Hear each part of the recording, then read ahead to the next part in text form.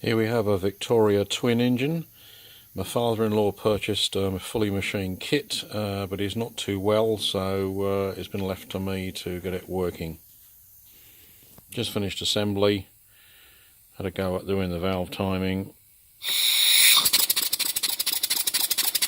and it works straight away, fortunately.